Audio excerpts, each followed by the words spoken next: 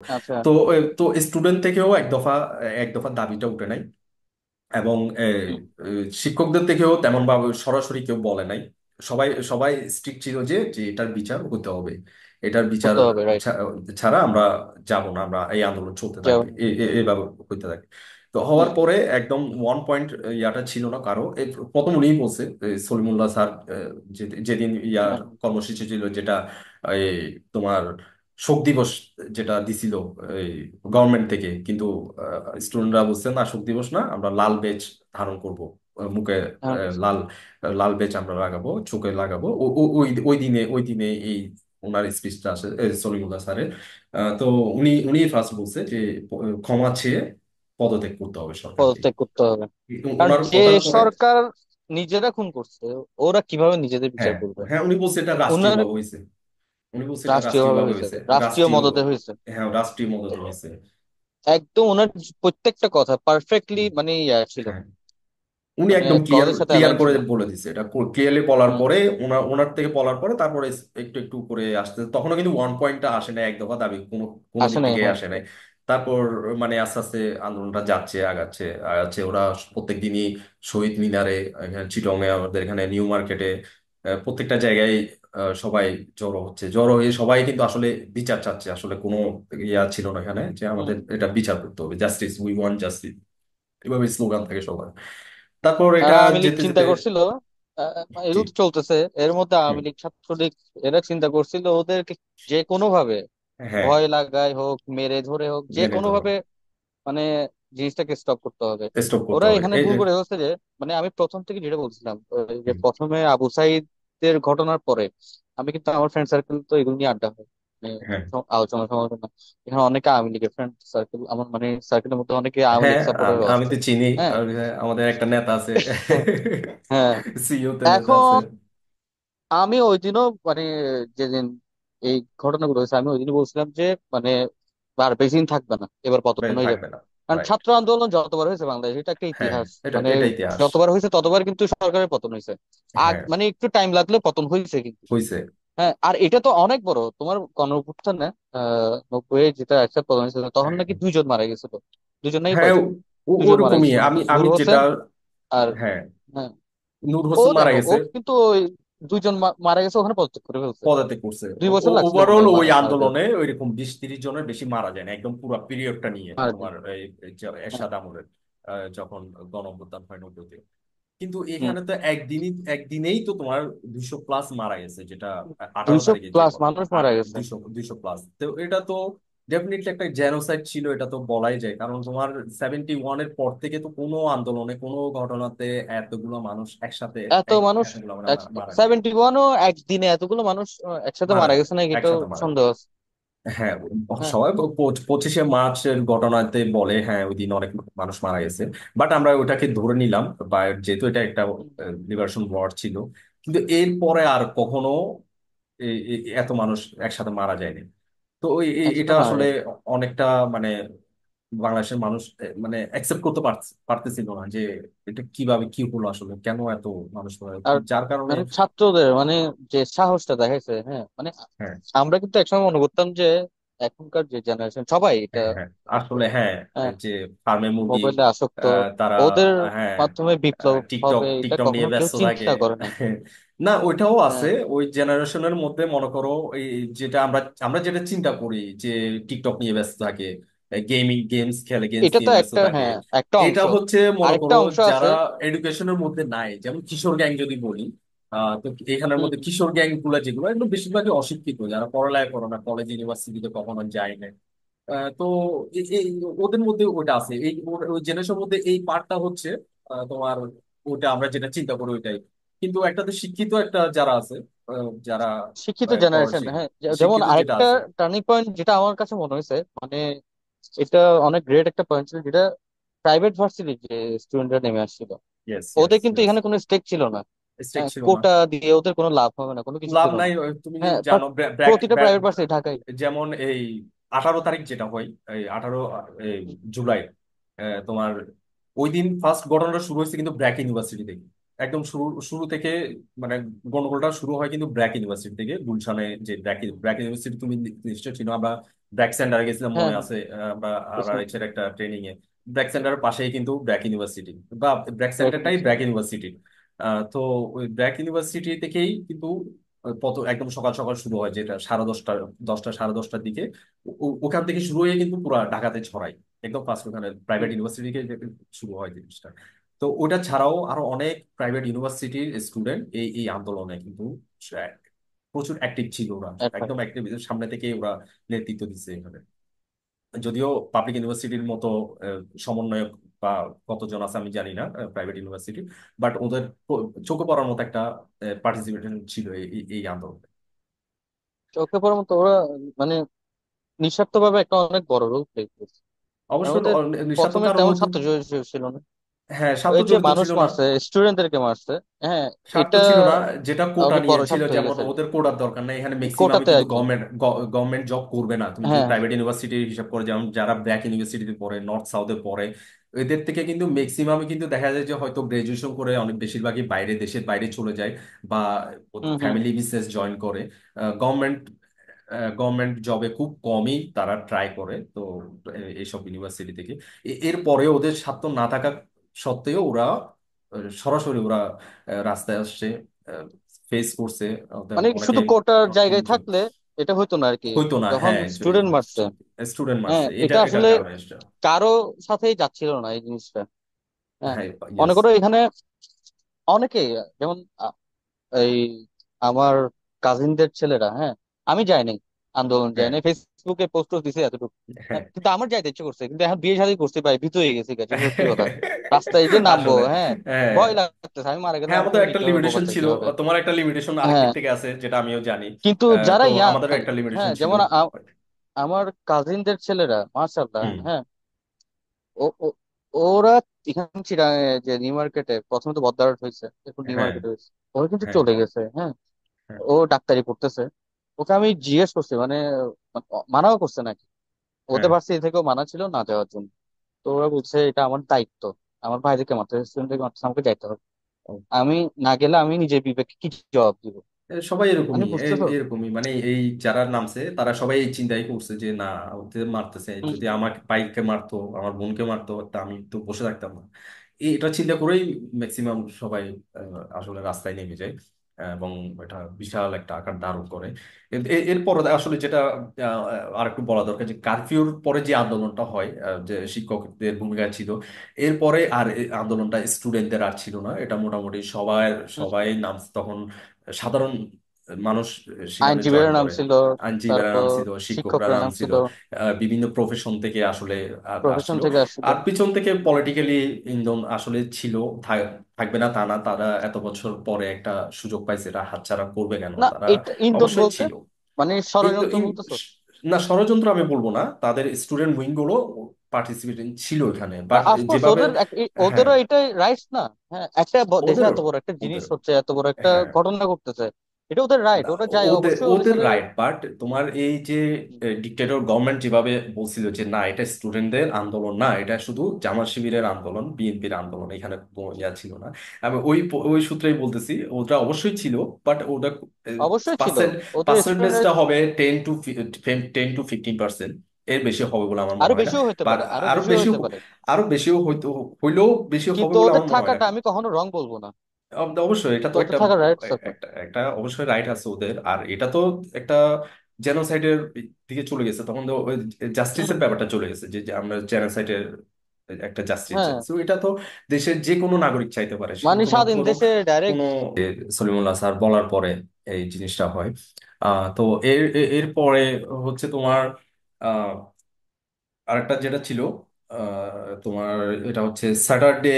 Saturday তো অনেক অনেক লোকজন জমায়েত হয় স্যাটারডে বলতে, মানে 3 3 অগস্টে আর কি, 3 অগস্টে প্রচুর পুরো সারা দেশে প্রচুর স্টুডেন্টরা জমায়েত হয়, তোমার এখানে চিটং এ, টাইগার পাস, নিউ মার্কেটে, ঢাকাতে, তোমার এদিকে শহীদ মিনারে, বিভিন্ন জায়গায় সারা বাংলাদেশে হয়। ওই দিন কিন্তু কোনো ক্ল্যাশ হয় নাই, কিন্তু খুব কম, একটা দুটা ঘটনা ছাড়া, হ্যাঁ কারণ হ্যাঁ, ওই দিন আবার ওই সরকার দলীয় গুন্ডা পান্ডারে ছিল না রাস্তায়।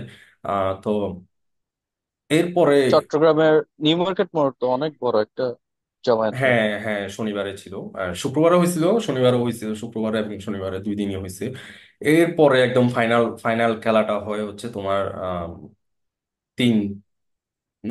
4 আগস্টে, যেটা সানডে চার ছিল। আগস্টে 4 আগস্টে ছিল। তো 4 আগস্টে সানডে, যেটা পার্টি থেকে, ওদের পার্টি থেকে আসলে ডিক্লারেশন দেয় যে সবাইকে কি করতে হবে, ঢাকা লং প্রতিরোধ মার্চ টু করতে ঢাকা। হবে। না, লং মার্চ তো আচ্ছা, ওই দিন তোমরা আসছে। আওয়ামী লীগ পার্টি থেকে, হ্যাঁ হ্যাঁ, ওদিক থেকে আওয়ামী লীগ ডিক্লারেশন।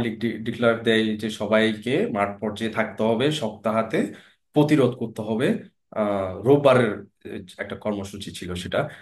সেটা তোমার, তো স্টুডেন্টদেরও কর্মসূচি ছিল, তারা রাজপথে থাকবে, জাস্টিস চাচ্ছে। তারপর ওই দিনে মনে হয় প্রথম ওই দিন স্টুডেন্টদের থেকে এক দফাটা আসে।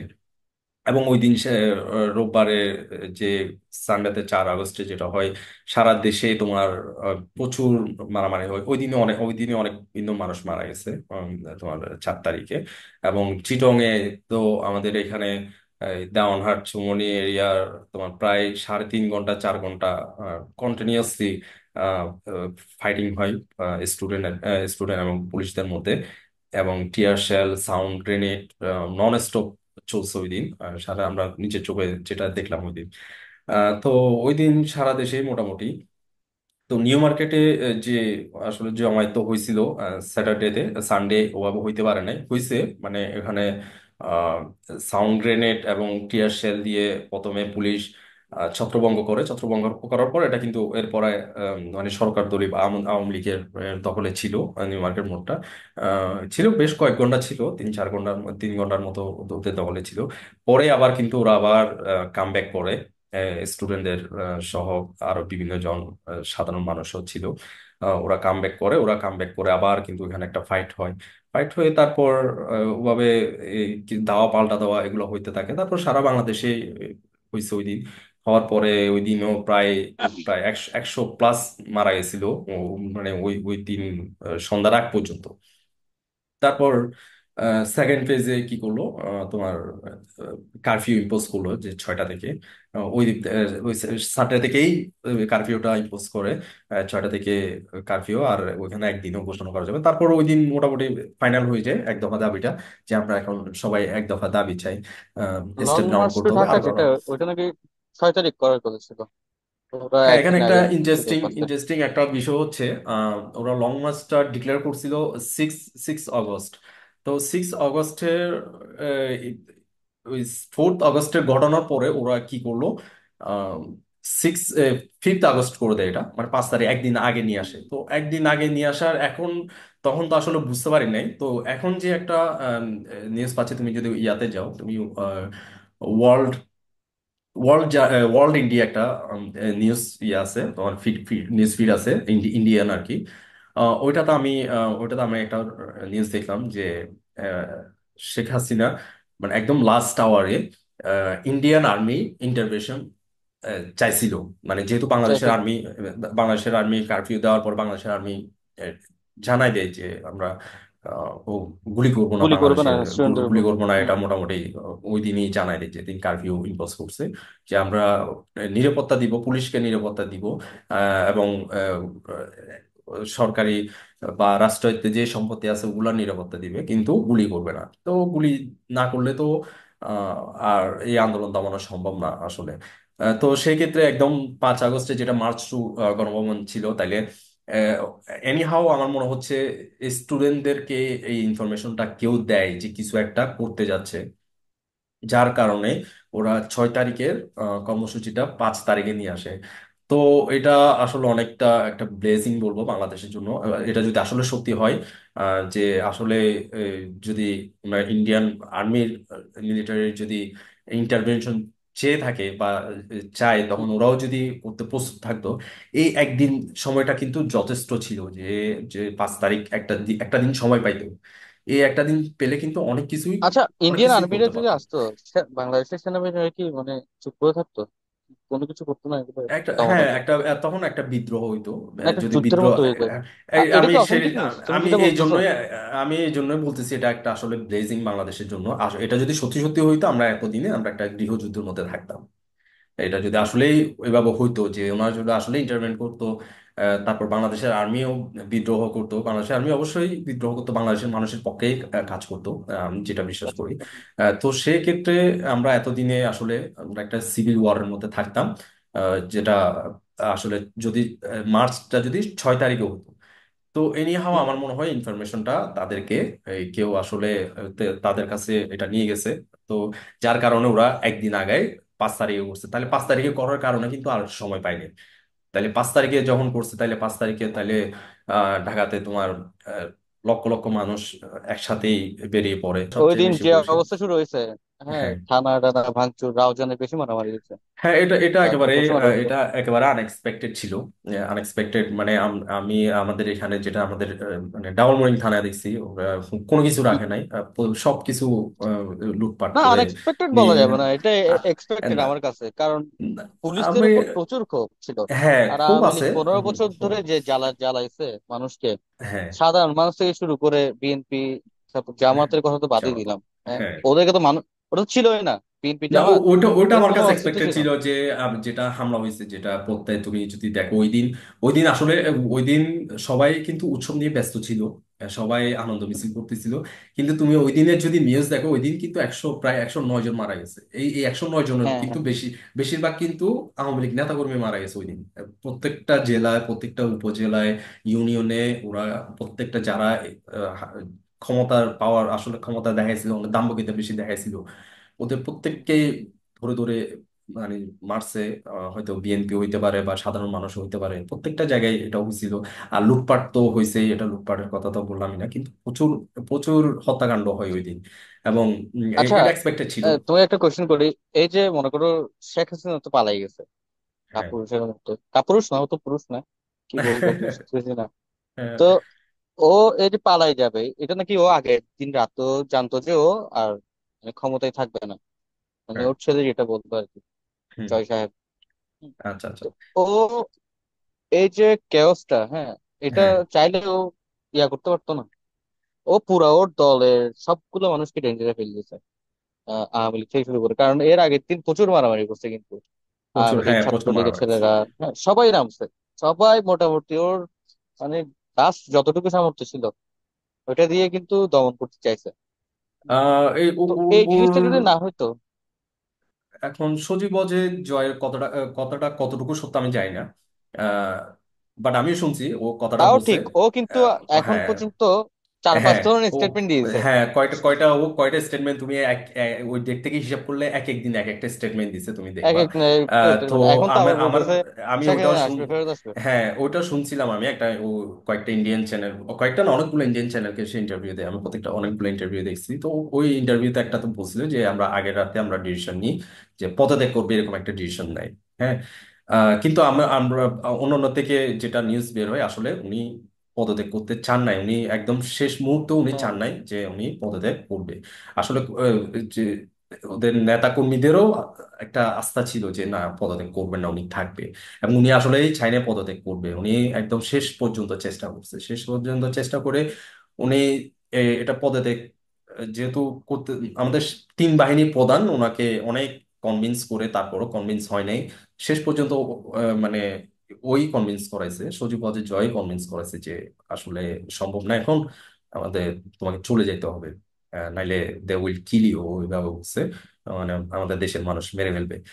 তো শেষ পর্যায়ে গিয়ে ওই ওই রাজি করাইছে, কিন্তু এই এই যাওয়ার আগ পর্যন্ত সব রকম চেষ্টা কিন্তু করছে। এবং বাইরের ইন্ডিয়ার যে সহযোগিতা চাইছে, আসলে আসলে চাইছে, ইন্ডিয়ার সহযোগিতা চাইছে কিভাবে ইয়া করবে। কিন্তু লাস্ট আওয়ার এটা আর পসিবল হয় নাই।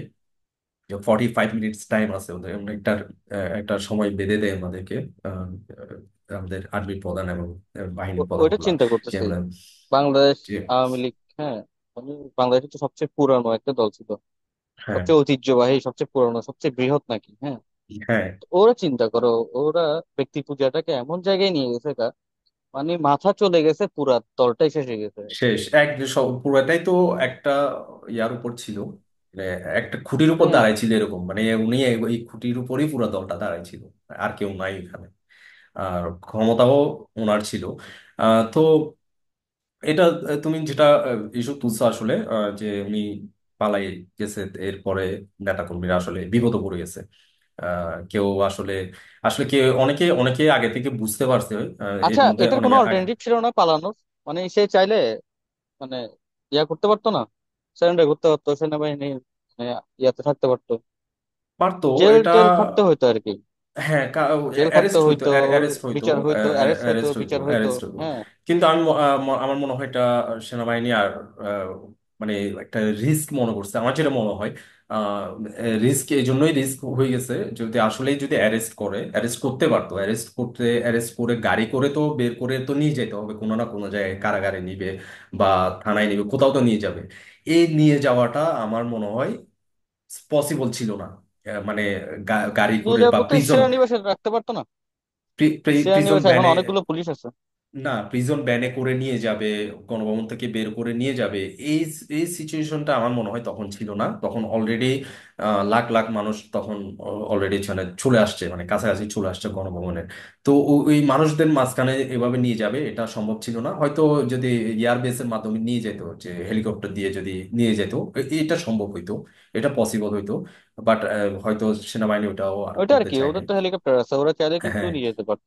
হ্যাঁ, ও চাইলে একটা সারেন্ডার করতে পারতো। স্যার এখন এটা হয়তো সেফ এক্সিট দিছে, একটা একটা সেফ এক্সিট দিছে, যে আসলে এটা আপনার পক্ষে সম্ভব না, আপনি চলে যান এভাবে করে। সেনাবাহিনী একটু আমি জানি আর না আসলে ইয়া, ঘটনা কি হয়েছিল, হ্যাঁ, কিন্তু হ্যাঁ, শেখ হাসিনা যেটা করছে ওর হুম, জন্য, ওকে তো এখন সবাই কাপুরুষ, মানে একটা ইয়া করবে, এটার জন্য একটা হ্যাঁ, লজ্জা হ্যাঁ, দিবে। হ্যাঁ, ওর দলটাকে ভাসায় দিয়ে গেছে। ও হ্যাঁ, যদি দলটাকে থাকতো, সারেন্ডার করতো, সেনানিবাসে কবর মনে করো কবর যে দিয়ে গেল, এক হেলিকপ্টার। কথায় যদি বলো তুমি, মানে আওয়ামী লীগের কবর দিয়ে গেল। এটা সবাইকে সর্বনাশ করে গেল। উনি এভাবে যাওয়াতেই কিন্তু এত লোকজন মারা গেছে, মানে প্রত্যেকটা জায়গায়, প্রত্যেকটা তুমি যদি খবর নিয়ে দেখো, হয়তো আমাদের এখানে টাউনের সাইডে কম হয়েছে এটা, কিন্তু প্রত্যেকটা গ্রামে গঞ্জে, প্রত্যেকটা নেতাকর্মীর বাসায় হামলা হয়েছে, এবং যাকে পাইছে তাকে মেরে ফেলছে, গণপিটুনি দিতে মেরে ফেলছে। তো এগুলো তো অনেকগুলা নিউজে আসলে আসে নাই, কিন্তু তোমার যারা ক্লোজ, যারা আছে এদের মাধ্যমে এটা শোনা যায় না, মানে ওদের, আমি কয়েকজন থেকে ওরা আত্মীয় স্বজন ছবি পাইছি, যে ওদেরকে মেরে ফেলছে, ওদেরকে পাঠাইছে ছবি। এরকম অনেকগুলা ঘটনা ঘটছে, অনেক অনেক নেতা কর্মী মারা গেছে ওই দিন। এবং এইভাবে যদি না যেত এই ঘটনাটা, আমি মনে করি এই পর্যায়ে হইতো না লিস্ট। তো এটা অনেক একটা খারাপ সময় ছিল, এবং বা চলছে এখন। এখন দেখা যাক ইনশাল্লাহ সামনে কি হয়, এখন নতুন এই যে গভর্নমেন্ট। সার্বিক বিষয়টা, এটা নিয়ে তোমার ইয়া কি অনুভূতি কি? তুমি কি ফিল করতেছো? আমি আমি ওটাই ফিল করতেছি, যে আমি তোমাকে যেটা একটু আগে বলছিলাম, যেটা যে ইন্ডিয়া ইন্টারভেন করতো এটাতে। তো আসলে যদি সরকারকে টিকায় রাখতো, তো এতক্ষণে আমরা একটা সিভিল ওয়ারের মধ্যে থাকতাম। তো এটা যে এভাবে হয়েছে, আসলে এটা খুব ভালো হয়েছে, এটা আমাদের আহ, বাংলাদেশের জন্য অনেক অনেক একটা ব্লেসিং হয়ে আসছে, যে উনি আসলে চলে গেছে, জিনিসটা একটা নতুন সরকার আসছে, এটা খুব একটা ভালো একটা ফিউচার দেয় এখন। এরপরে অনেক তো এখন তুমি দেখতেছো অনেক অনেক চ্যালেঞ্জেস ভাঙচুর, আছে। লুটপাট ভাঙচুর হচ্ছে, তো 3-4 দিন কোনো থানায়, বা হয়তো আমি দেখলাম আজকে থেকে হয়তো পুলিশ ডিউটি শুরু করছে, তাও কতটুকু আসছে জানি না। এই 4-5 দিন একটা দেশে প্রত্যেকটা থানা যদি খালি থাকে, তাইলে এই ধরনের ঘটনা তো ঘটতেই পারে, যে এখানে লুটপাট, ডাকাতি প্রচুর হয়েছে এই 4-5-6 দিন। তো হম হম। এখন সামনে, এখন এখন নতুন গভর্নমেন্ট ফর্ম হয়েছে, তো এখন ওদের অনেক চ্যালেঞ্জ আছে। দেখা যাক, ভালো কিছু আশা করি সবাই আমরা দেশের জন্য, দেশের ভালো হোক, আমার দেশের মানুষের ভালো হোক, ওইটাই ভালো মঙ্গল হোক। লাগতেছে যে মনে করো 15 বছর মানে যে স্বাধীনতা ছিল না, হ্যাঁ, এই যে আমরা ইয়েস, এই ইয়েস, কথাগুলো হ্যাঁ, বলতেছি, হ্যাঁ, হ্যাঁ, হম, একটা, এগুলো হ্যাঁ, তো কল্পনাও করা যেত না, এই ধরনের কল্পনা করা কথাবার্তা। যায়। হ্যাঁ, এগুলো হ্যাঁ, বলছি একটা, যদি পাবলিশ হয়তো আমরা কালকে জেলে থাকতাম, অবশ্যই। অথবা ওই যে আয়না ঘর বা কোথাও ঢুকে হ্যাঁ, ফেলতো। তোমার আমার হ্যাঁ, কথা তো বাদ দাও, এই যে বড় বড় স্বাধীনতাটা, টিভি, আর বড় মনে বড় করো যে টিভি চ্যানেল, হ্যাঁ, ওগুলো তো আছেই, বড় সবাই তো বড় বলতেছে। টিভি চ্যানেল, আর কোথাও এই যে তারা ওদের কথা যে বলা নাই। নেতা কর্মীদের যে অহংকার, হ্যাঁ, যে হুম, অহংকার, মানে কাউকে পাত্তা দিবে না, দুই পাত্তা দিবে পয়সা না। দাম দিবে না, মানে নিজের ক্ষমতার এমন ভাবে এক্সারসাইজ করছে, হ্যাঁ, মানুষ ত্যক্ত বিরক্ত হয়ে গেছে, মানে সবার উপর, আওয়ামী লীগ, ছাত্রলীগ, সবার উপর ওদের যে পতনটা হয়েছে। হুম, মানে এটা কিন্তু স্বাভাবিক কোনো পতন হয় নাই, অস্বাভাবিক অবশ্যই একটা পতন হয়েছে, অস্বাভাবিক অস্বাভাবিক। পুরা। এবং মানুষ যেটা হ্যাঁ, এক্সপেক্ট করছিল তার চেয়ে বেশি হয়েছে, আমি মনে করি তার চেয়ে বেশি বেশি হয়ে হয়েছে, গেছে। আরো বেশি হয়েছে। আর তুমি হ্যাঁ, দেখো একটা জেনারেশন, মানে যদি ধরে 20-25 বছর বয়সী যারা আছে, যারা ছাত্রলীগ আওয়ামী লীগ বা এগুলোর সাথে জড়িত, হ্যাঁ, হুম, ওদের হুম, মেন্টাল স্টেট পুরা দেখ উল্টে গেছে এখন। এতদিন অলসুলেস। মানে তরুণ, মানে কি বলে এটা, খুব প্রভাবশালী মানুষ ছিল, হ্যাঁ, কাউকে পাত্তা হ্যাঁ, দিত না। পাত্তা দিত হ্যাঁ, না। মানে সবাই ওদেরকে ভয় পাইতো, ভয় পেত। ওদেরও রাইট, রাস্তায় রাইট। চলতে মানে একটা ফাঁপড় নিয়ে চলতো। আর এখন তো কোথায় আছে, চোরের মতো মতো করে থাকতে হচ্ছে।